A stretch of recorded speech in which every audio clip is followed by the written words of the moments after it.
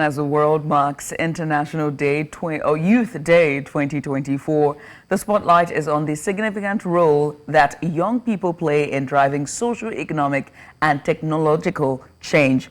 Now, this year's theme emphasizes the need for inclusive policies that provide opportunities for all youth, regardless of their background or circumstances, to contribute to society's progress.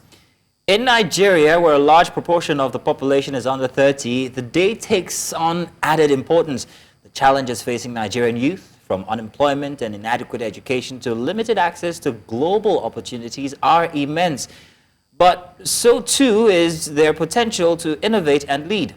This discussion will delve into the policies, programs, and initiatives designed to harness this potential and provide the support young Nigerians need to thrive. And so to help us dive into these issues and discuss further, we're being joined, and to explore these issues, we're being joined by Mr. Adebayo Owoshina. He's a tech entrepreneur. We also have with us Mobolaji Abubakre Ogunlende. He is a Lagos State Commissioner for Youth and Social Development. And also joining us via video chat, we have Adenike Bamigbede. She is a social behavioral change communications expert. So quite the panel of this of discussions. Is that the words that we have here? Good word. That we have here today. And so, gentlemen and lady, thank you so much for coming on. We appreciate you for doing this with us this morning.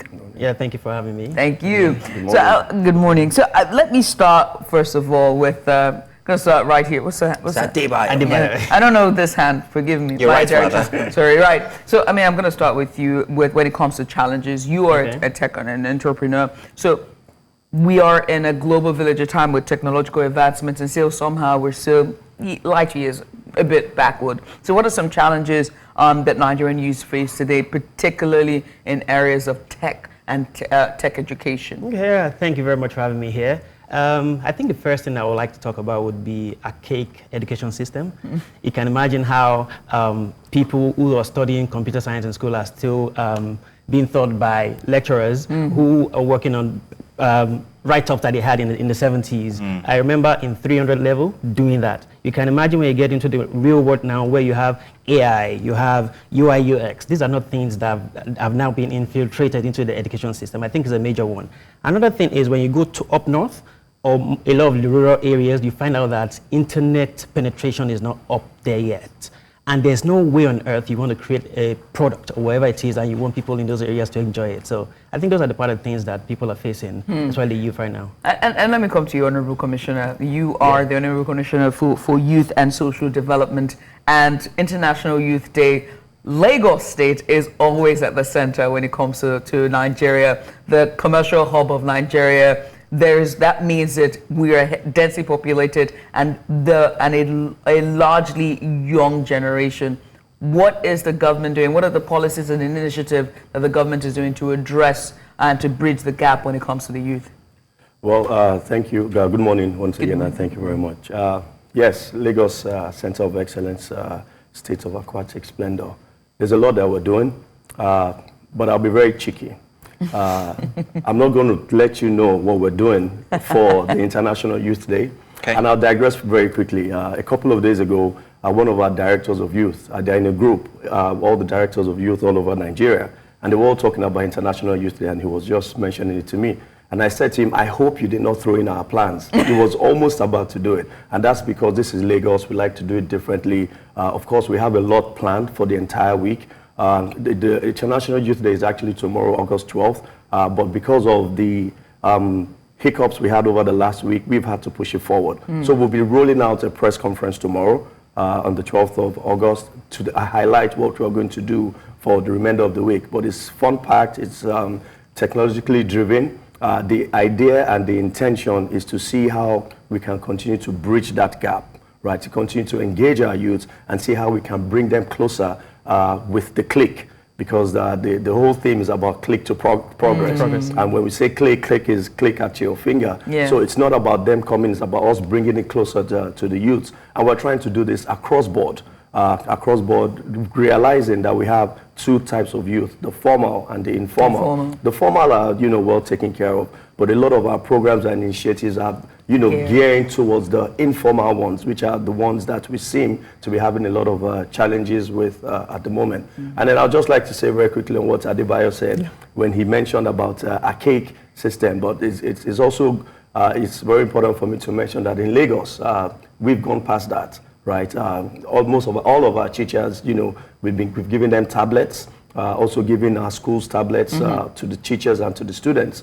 Right, so it's very important to say that so that we can continue to drive that innovation and bring it closer to our youths. That's a lot. That's it. It is. Adenike, let me come to you and ask about basically the theme "Click to Progress." One thing that is that has proliferated with our stratosphere is social media. It's become rife. Everyone is on social media, and like the Honorable Commissioner said, clicking away, a click of a button, you have access to so much. But yet, there's still a lot that needs to be done when it comes to our youth. So I want you to talk more about the theme, Click for Progress, and how best can youth harness that to thrive for progress for their lives. Yeah, all right. Thanks for having me. And I also want to use the opportunity to wish every young person happy International Youth Day. This is an opportunity for us to look within ourselves and come together and take advantage of the power of young people to push forward a positive agenda for Nigeria. So back to your question, I'm going to talk a bit about how digital media has been really great, how young people have leveraged it to do quite a lot of fantastic things, and what the future actually looks like if we are able to look at the positive part of it and harness it to sort of like collectively push a positive agenda for Nigeria. Yeah, so the world is getting smaller because of digital technology, and I'm right here in Lagos. I can see what's happening in other states of the country and also globally, and I can be able to learn. I can be able to join virtual training. I can be able to get certification across miles away. I can be able to connect with people, strangers, and get mentorship and grow as a person. So there's really quite a lot of opportunities, and with the fact that Nigeria has over half of the population are young people, and there is that curiosity for young people to want to take advantage of the current technology and to use it to better improve their lives. So I'm actually employing every young person that is listening to me right now to sort of let's channel our energy rightly and let's utilize the opportunities that we have, especially the digital technology, to sort of improve ourselves and improve our community and push a positive agenda. So this is what I would just say briefly at the moment. Yeah. I still want to ask you a question regarding, being a behavioral scientist yourself, we have seen how the youths have a different orientation from what I don't know if you consider me still a youth, but what we have. What's responsible for that change in a digital age, and how can we impute that with the opportunities that we get as African youths, especially as Nigerian youths, into perhaps gaining from these opportunities, which are rare in themselves? But first off, why or what factors are responsible for the change in behavior for current youths, as we can see many things being championed by youths in today's society? Speaking of the protest that just ended, which in itself was driven by digital means, if you take a critical look at it. Yeah, so when it comes to social factors, we oftentimes look at the cultural norms, we look at socio-economic status, we look at education, we look at family structure, family values, we look at even the media influence, and we look at government policies and laws. But to answer your question, I'm going to break it down into 3 levels. Firstly, on a personal level, using this protest as a context. On a personal level, Nigerians are hungry, either young person or older person. Nigerians are hungry because of the status of the economy in the country. And on a societal level, there are negative social norms that perpetuate inequality, that cause discrimination and tear down the fabrics of our society. And these social norms include like things like corruption, which is an acceptable thing on the streets in Nigeria.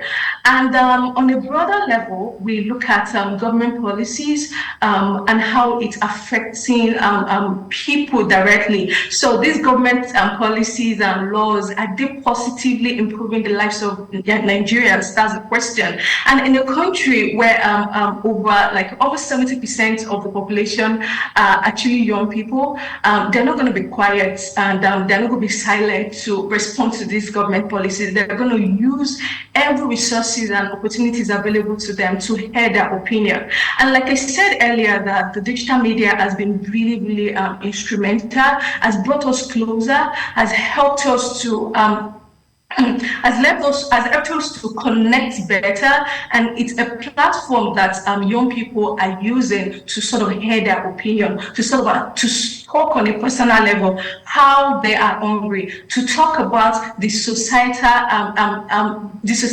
issues, how corruption is affecting and corruption, nepotism, and everything that is associated to it is causing unemployment, is making the country to sort of go backward and not progress in their own opinion, and on a broader level to talk against the policies of the government. So what I'm seeing here is imbalance of information. So the youth people are hearing their voice, but the government policies, like we have the Commissioner of Youth here, talking about what is going to be happening this week, for instance, for the International Youth Day. Young people want to hear this. They want to see this. So if there's like a balance of information where it's not just one part hearing their opinion, those in power are also sharing the fantastic work that they are doing, the policies that they are making that will positively influence people, sharing it in a way that people are able to understand and people are able to relate to it.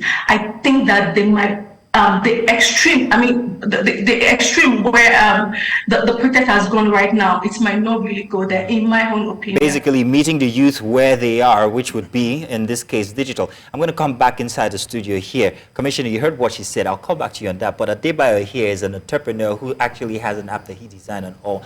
And I wanted to specifically ask him regarding the challenges that youth face in today's Nigeria, where, I mean, first off, funding is a problem. The opportunities are a problem. Not just that, the global opportunities are also perhaps passing the youth by. How have you managed that in your endeavors, and how do you encourage youth to also take advantage of opportunities that you have as well? He's well, isn't he? He's youthful. What do you think? I don't know, I'm asking. But how have you navigated these challenges? Okay, so here's the thing. For me, I think the youth just stay true to themselves. You have to be you. You have to know the challenge exactly that you are solving for. Mm-hmm. If you have the solution for it, then just be yourself in your corner. Something happened a couple of years ago where here in Lagos, I was just doing my thing, and I got a mail that I was nominated as one of top Creative 100. This was in New York. This is something that came out of Lagos. If you stay true to your path, you know the solution you want to, you know the challenge you're trying to fix, you create a solution for it, just go after it and be your authentic self doing that. Finding the problem and creating a solution for it, yeah. So we have population on our side. 70% of our population are youth. These opportunities are sparse. These problems are many, however. But how can I, and this is actually an extension to you, how can I be equipped for that opportunity? It's a problem, but it's an opportunity. How can I be equipped for it? And then you can think about that on the policy angle, Mr. Commissioner. So the internet is very big. There's so much information everywhere.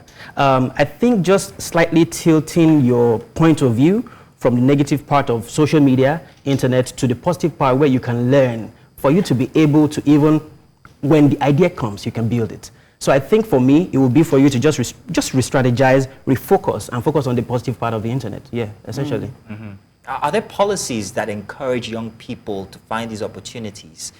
So there are several policies, and this is not even just specific to Lagos or to Nigeria. All over the world, you will find out there are policies. But just like Adebayo has said, you know, people need to be intentional. People need to go searching. People need to ask questions. People need to know what is available to them. The youth need to know what it is that their representatives, you know, should be able to give to them, right? So it's multidimensional. So if the youth don't even know what it is that they can ask for, then irrespective of the policies and procedures, we will not move forward. So we need to continuously do those advocacies, right? And the advocacy, it's, you know, this is an advocacy in itself. This conversation is a sort of advocacy. But then, you know, the youths also need to be able to know where to channel their energy and resources to get the required information to enable them to foster development. What do you think about youth being stakeholders for change? Because for listening to Adenike's submission earlier, one of the things that I summarized from there was that, you know, for change to happen for their benefits, they have to be stakeholders.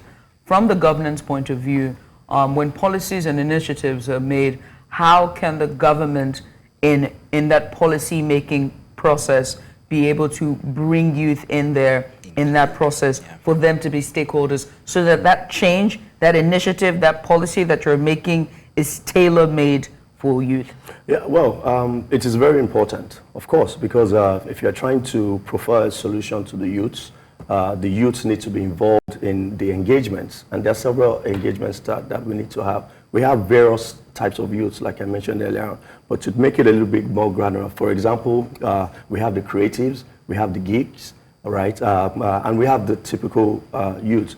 When you have the right set of people having the right set of conversations, and when I say the right set of people, the right types of stakeholders involved in the conversations and geared towards the youths, then it makes it a little bit easier. And it's all about engagement, right? And it's engagement on all levels. For example, what we're doing in Lagos, we're taking it to the grassroots. This morning, as I speak to you, we have 2 SSAs on youths to Mr. Governor in 2 different locations in Lagos, engaging the youths. And the ideology is when we have the right set of people sitting on the right tables in those offices, knowing what they're supposed to do and doing it, then the youths are being represented, their voices will then be heard, and then those conversations will be held across all levels, and the intention and hope is to get a solution. So intentionality, but how then, if you are government and some representation government, and intentionality matters when it comes to this policy making and the process. So I have to ask again, just to reiterate,